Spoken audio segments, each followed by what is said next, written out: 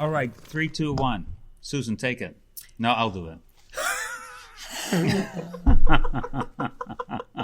Love doing this. It's because, you know why he does that? It's because I look at him like a deer caught in the headlights. He's like, I just better do this. But God. that was just so... Hold on, let me get the snot that off was of my face. favorite thing today. Okay, Susan, go. No, I'll do it. Sorry for Saying Sorry Media presents the Purr Podcast, the best podcast for feline medicine and surgery with tips, tricks, and updates for the entire veterinary healthcare team. If you're dying to know more about cats, keep on listening. Here are your hosts, Dr. Susan Little, famous cat vet and textbook author, and Dr. Jolle Kirpenstein, talented surgeon and social media geek. Hi, I'm Eric Garcia, and welcome to the Purr Podcast. Oh, man, he is good. This You're is Dr. good. Jolle Kirpenstein. And I'm Dr. Susan Little, and I'm so honored to be on Purr Podcast with Eric Garcia. I know. Maybe we should just hire him. You for have the a rest. voice for radio. Didn't Well, we ever tell I you that? appreciate that. You do. I appreciate that. You're So we just natural. interviewed Dave Nickel, and he said, what did he say? He's a face for radio? Yeah. Oh, but he has a voice for a He podcast. does. He does. I He just does. listen to Yeah, but you do too. And you know, Thank you. I think I do have a face for television, but I don't have a voice for For radio? per radio. Per radio. Per because, radio. you know, and I have this Kermit sound, I think. No, I think you What? sound great. The Kermit, the frog What's sound. a Kermit sound? So, someone will be really angry with me. But someone very close to me, when I started singing, said, "Hey, you sound like Kermit the Frog." Oh, can you sing that? No. No. So that is probably the reason. I was So, at a concert you with know. him last night. Can't say. Oh, that is not very nice. Did you dress up I as Cher? whispered it. I did. Yeah, He you did. did. You look There good. are photos. You can rock Cher. Yeah, Yeah, but I can't yeah. sing, so Yeah. so normally I can't I either, so it's okay. I mouth during songs. I can't It's a good thing it was loud there. Yeah. It was. It was. All right. So Let's normally we focus. ask our guests to say a little bit, but I feel like it's backwards now. So I'm going to have to say a little bit about who I am. Yeah, please, because who you're are like you? you're- Tell us about You've us. just Yes. taken this whole. He's taken the show over. It's my here. show. It's, Yes. I know. Eric Garcia How did that takes happen? over. It happened very quickly. You're good at Yes, that. It's very yes. slick. Yeah. Okay. So now that you've taken over our show, who are you?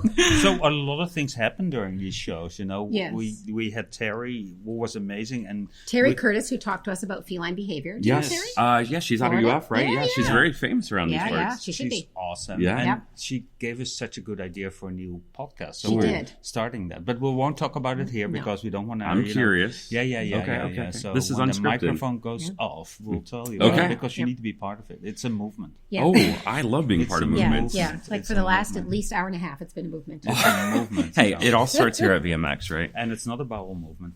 No. Oh, Everybody puts their I don't get it. I don't. My ears are All red, right. I think. By the way, this me is too. a feline-only focused podcast, so we Purr. would like to focus on our feline furry friends, just Good. for your knowledge. So, No D word. we are so excited to have you here. We So are.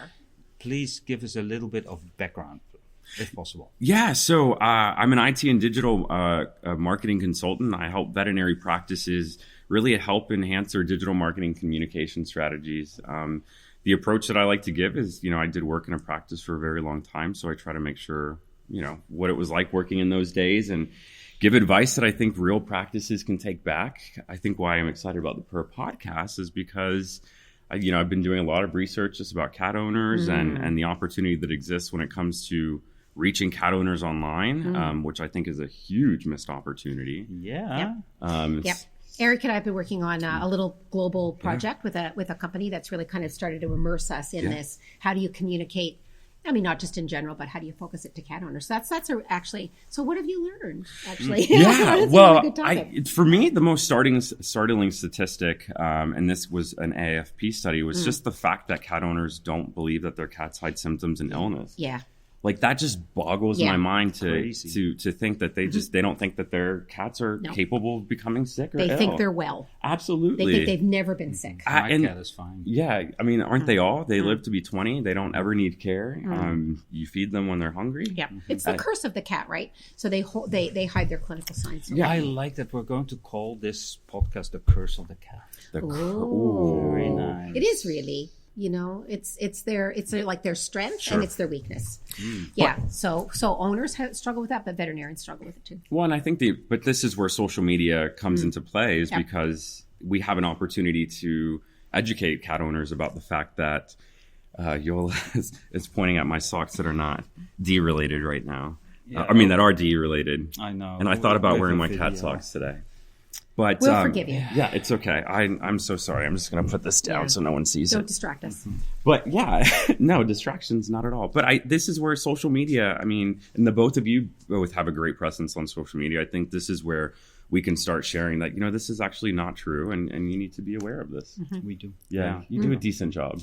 We do a average decent. Yeah. So that was a surprise to you. Yeah. What else has been a surprise to you about cat owners and veterinary care? Yeah. So for me, I'll tell you my surprise about veterinarians is the fact that they neglect cats in their marketing.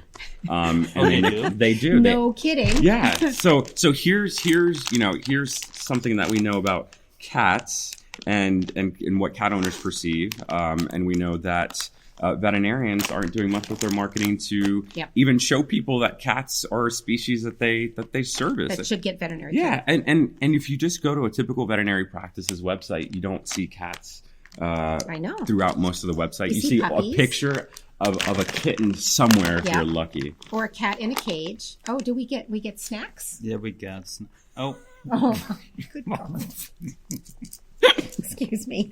Sorry, this podcast is going really well. I'm just opening Tom Bone's Swedish Fish Mini, and because I'm getting a hypo, so I need. You're hypoglycemic too, aren't you? All of us are going. We're gonna pass out. Somebody's going to find us around 6:00. Yeah. Suddenly I had this. Thing. In the aisle. Okay, good. Thank you for the Swedish fish. Yeah, and so this is really nice because now we're eating with our mouth or talking with our mouth. And it sticks to your teeth. Yeah, sorry. I'm not going to be able to put my things back in. Sorry, I interrupted you. I'll cut this out. Maybe. No. You're listen. No, this is a blooper right now. now. This is. I like it. It's raw. So again, you look and you see that cat owners are neglected in practice marketing. I always tell practices something that I look at, and I challenge all practices to do this. Go to your Facebook page, click on your pictures, click on photos, and tell me when the last time was that you've actually shared an image or a story of a cat. Yep. And oftentimes it's very far and few in between. Yep. Yeah. And it's, so you're right. That's very veterinary driven. And it even rises to the level of conferences. So conferences kind of hate hearing from me because I'm the one, who calls up and says, by the way, like all the, the pictures that you have around, or, oh yes, you've sent me some nice graphics to, promote my sessions on social media, but they've all got dogs in them. Yeah. And not you even. said the D word. I did, but I said it in for a very good reason, and I think that matters. I think that matters. So it's not just cats, though. But I mean, you don't commonly see other species. You don't see like fish and birds. But can I ask you, why is that? Why is it that when it comes to, this is a veterinary conference, where you think, like you're saying, most veterinary conferences, I feel like there's some sort of psychology behind this. Like, is it that people have the perception that an image of a dog is going to make me feel a certain way versus an image of a cat? Like, I'm curious as to why that is. I feel like that's... So you're asking it like I know the answer, which no, I guess maybe it's more of a dialogue. Yes. Now I'm going to email myself because I'm going to look into that. Which I don't pretend that I know, but it's part of that overall pervasive picture that we're very dog-centric in veterinary medicine, right?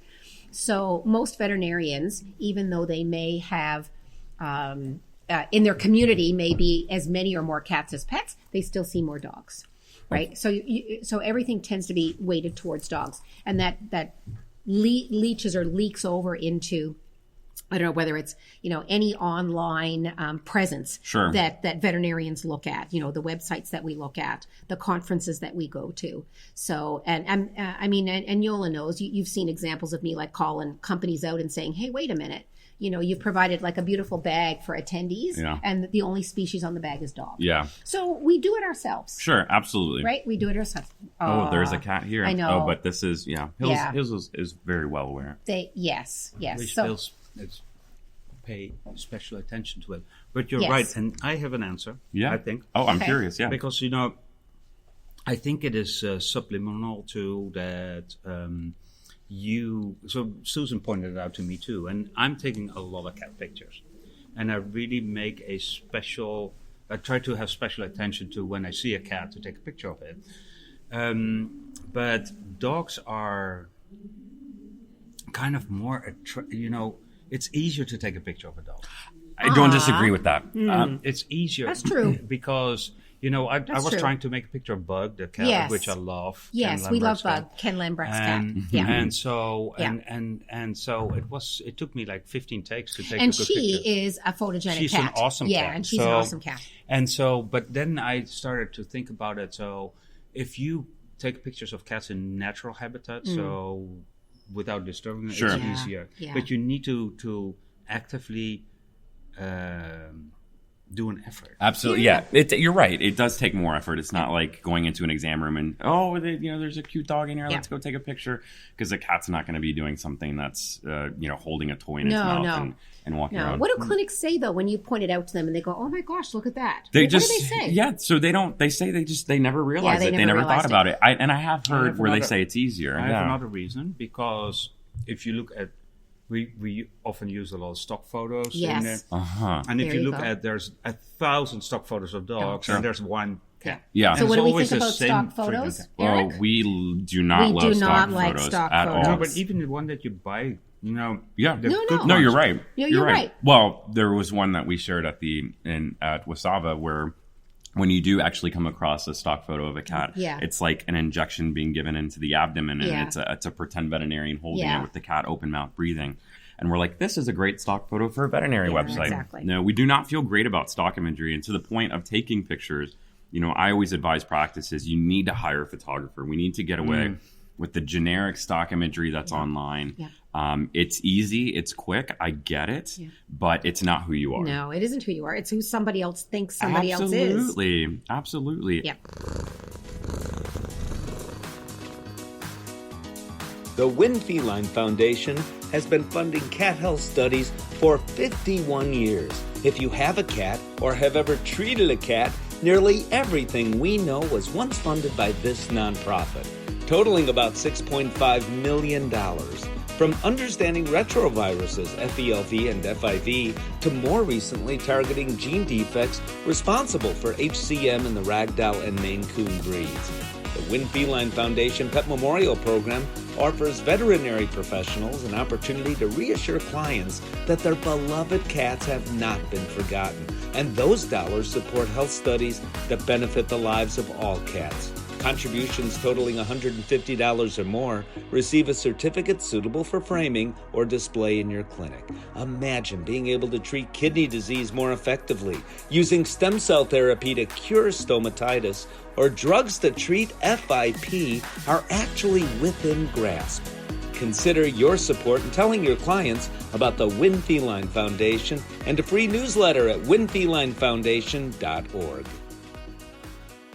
But this is where hiring a photographer, where you put an emphasis on cats, right? So, all of your employees have cats in your practice. Bring that photographer in, have those employees' cats in there, and spend a day shooting pictures of them. Take the cats outside.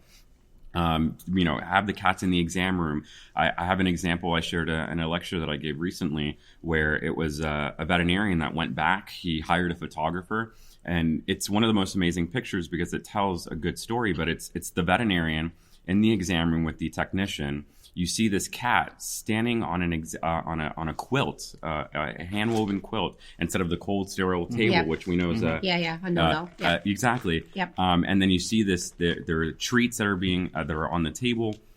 And if I've never been to this practice before, and I'm a cat owner, that's going to make me feel really good, right? That cat looks so comfortable. Yeah. So you can have photo shoots where you just grab a whole bunch of employee cats and get those pictures taken. And then use them for social media. It's not just for your website. Use them for Facebook and Instagram. It's not necessarily that expensive. No. It doesn't have to be that expensive. We're lucky in that one of our vet techs is a talented photographer. We've hired her.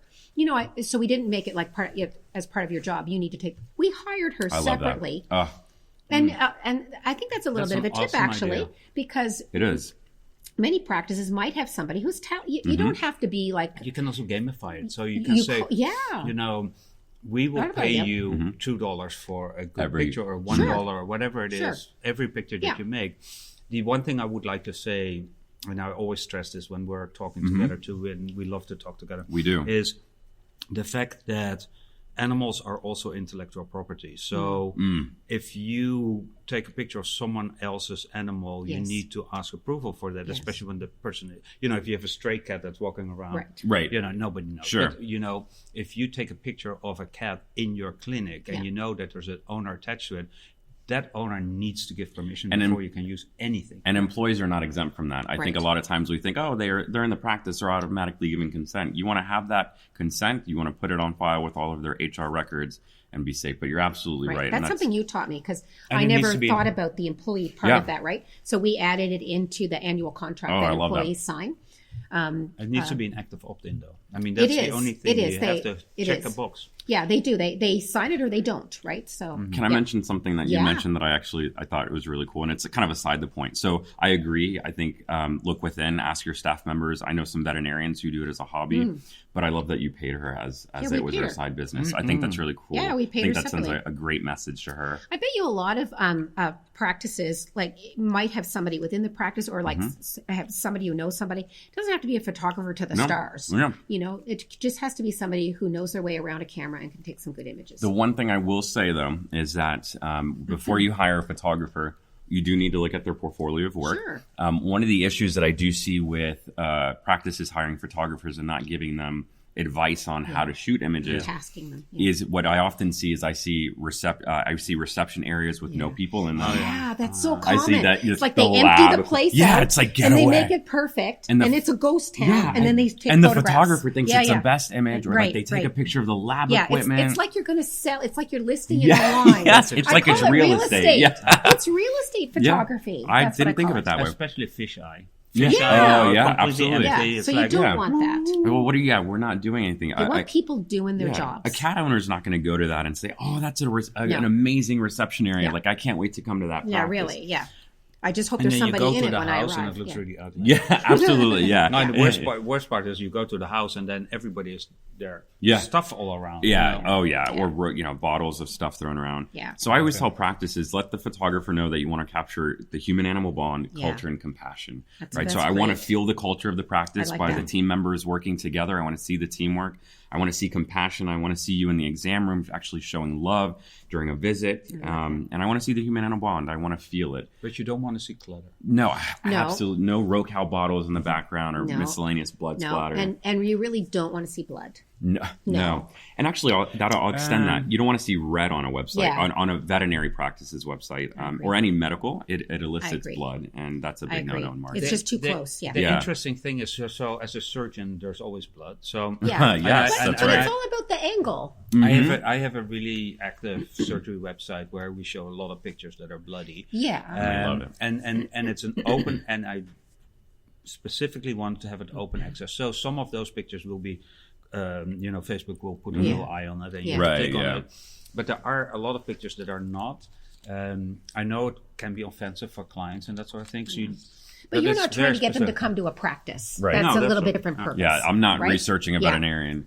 But I think to your point, though, just because that question usually comes up since you opened it, is what's your opinion? And I'll be happy to share mine. But what's yours on a veterinary practice, and yours, Dr. Little, on what if blood, guts, and gore? What are your vibes? So we know Cody Krillman. I think we all that's he makes a living on blood, guts, and gore, which is awesome. Yeah. But if you're like a beef cattle guy, I think that's okay. Absolutely. Right? Because that is your client's daily life too. Yep. It's not my client's daily life, right? Yeah.